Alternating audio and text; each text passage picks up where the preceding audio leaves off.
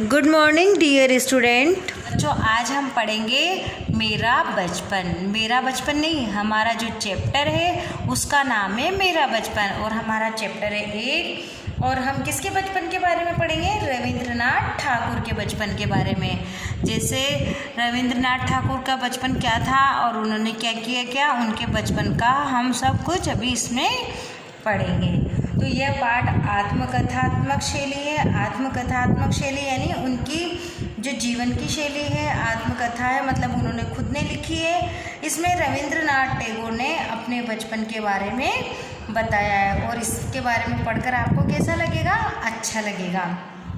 तो हम स्टार्ट करते हैं बच्चों ये चैप्टर पढ़ना। हमारा घर कोलकाता शहर के एक मोहल्ले में था। किसका घर था? रविंद्रनाथ ठाकुर का। ये अपने बारे में बता रहे कि हमारा घर कोलकाता शहर के एक मोहल्ले में था। वो कहाँ के रहने वाले थे? कोलकाता के। मोहल्ले के सभी घरों की छतें बड़ी बड़ी थी। हर घर के आगे पीछे खुले खुले बरामदे थे। कैसा था उनका जो घर था? मोहल्ले के सभी घर की छतें कैसी थी? बड़ी बड़ी थी और हर घर के आगे पीछे क्या थे? खुले खुले बरामदे थे। उन दिनों तरह तरह की चिड़ियाँ पालने का बहुत रिवाज था। जैसे रहता है ना किसी को अलग अलग चीज़ पालने का, जैसे किसी को डॉगी, किसी को कैट, उसी तरह से वहाँ पर चिड़िया पालने का बहुत रिवाज था। हर घर के बरामदे और छतों पर पिंजरे लटकते दिखाई देते थे। ये शौक मेरी मछली भाभी को भी था। और ये शौक किसको का था? जो रविंद्रनाथ टैगोर है उनकी जो मछली भाभी यानी बीच वाली भाभी को भी था। घर के शोरगुल के बीच मुझे जब पिंजरे में बंद पंछी की आवाज़ सुनाई देती तो मेरा मन दुखी हो जाता था। और बच्चों जैसे कोई पिंजरा रहता और उसमें पंछी को देखता वो कि इसमें बंद है तो उनका क्या होता था? उनका मन दुखी हो जाता था। तो आपने देखा कि हमारा यहाँ से पढ़ रहे हैं, हम दोबारा रिपीट करेंगे कि उनका घर कहाँ था? कोलकाता शहर में था। मोहल्ले के सभी घरों की छतें बड़ी बड़ी थी। हर घर के आगे पीछे खुले खुले बरामदे थे। उन दिनों तरह तरह की चिड़िया पालने का बहुत रिवाज था। हर घर के बरामदे और छतों पर पिंजरे लटकते हुए दिखाई देते थे। ये शौक किसको था? उनकी मछली भाभी को भी था। घर के शोरगुल के बीच मुझे जब भी पिंजरे में बंद पंछी की आवाज़ सुनाई देती तो मेरा मन दुखी हो जाता। अब आप देखो कि अगर कोई पिंजरे में पंछी बंद रहता है तो अच्छा लगता है क्या? पंछी तो कैसा लगता है? उड़ता हुआ, आसमान में उड़ता हुआ ही अच्छा लगता है। मैं अपने घर की छत पर खुले आकाश में पतंग उड़ाता। मेरी उड़ती पतंग के साथ होड़ लगाते पक्षी मुझे बहुत अच्छे लगते। तभी मेरी निगाह छत पर पिंजरों पर पंख फड़फड़ाते पक्षियों पर पड़ती। मेरा मन इन बंद चिड़ियाओं के साथ उदास हो जाता। मैंने बताया था ना बच्चों कि पंछियों को तो जब वो उड़ते हैं तभी अच्छे लगते हैं, बंद पिंजरे में थोड़ी ना अच्छे लगते हैं वो। तो इन्होंने बताया है कि जब मैं छत पर खुले आकाश में पतंग उड़ाता तो मेरी उड़ती पतंग के साथ होड़ लगाते पक्षी मुझे बहुत अच्छे लगते। तभी मेरी निगाह किस पर पड़ती थी? जो पिंजरे में पंछी रहते थे ना उन पर पड़ती थी और वो दुखी होते थे कि ये पंछी तो देखो आकाश में घूम रहे हैं और ये पंछी कैसे हैं? जो पिंजरे में पंख फड़फड़ाते हुए नजर आ रहे हैं। तो उन्हें ये बात देखकर बहुत दुख होता था। अब आगे देखिए बच्चों, पेज नंबर 55 पर आइए आप मेरे साथ। एक दिन मेरी मछली भाभी एक पिंजरा लेकर आई। किनकी भाभी लेके आई? रविंद्रनाथ टैगोर की। पड़ोस की सभी औरतें नए पक्षी को देखने आई। मैं भी नए कैदी को देखने पहुंचा। कैदी किसे कहा गया बच्चों?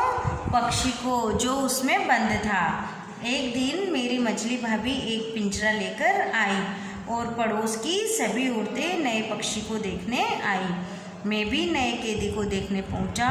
वहां जाकर देखा कि इस बार भाभी एक गिलहरी लाई है। क्या लेके आई थी वो? गिलहरी। सभी औरतें भाभी की पसंद की तारीफ कर रही थी। क्या लेके आई थी वो इस बार?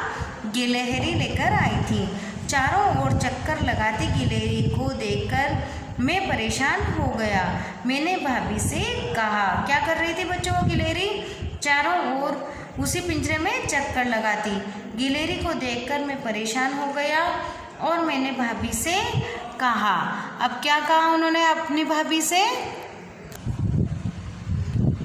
उन्होंने कहा अपनी भाभी से, आप इस बेजुबान प्राणी पर अत्याचार कर रही हैं। क्या कहा बच्चों उन्होंने?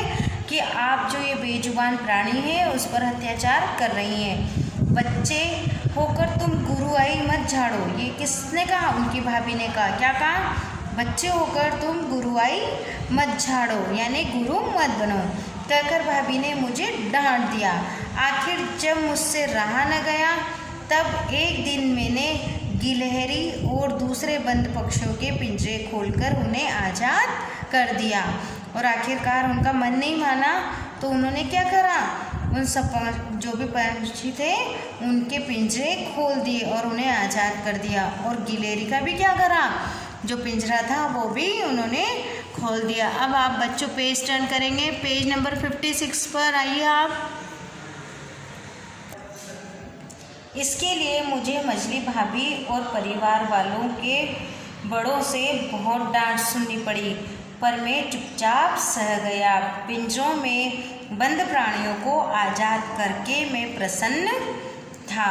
तो बच्चों देखा जो रविंद्रनाथ थे बचपन में कैसे थे, उनका कैसा भाव था। उन्होंने देखा कि जो आकाश में उड़ते हुए पंछी रहते हैं वो कितने खुश रहते हैं, और जो पिंजरे में बंद पंछी रहते हैं उनका भी मन करता होगा आकाश में उड़ना।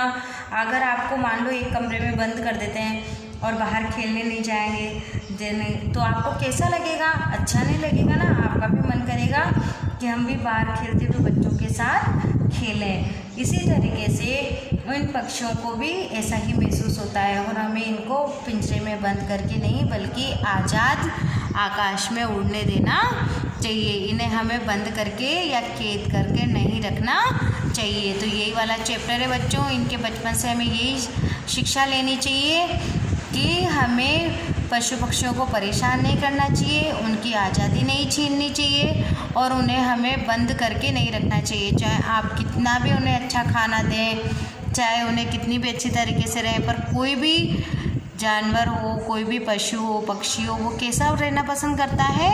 आज़ाद रहना पसंद करता है। तो आप ये चैप्टर की रीडिंग लगाएंगे, फिर कल हम इसका अभ्यास कार्य करेंगे। Thank you.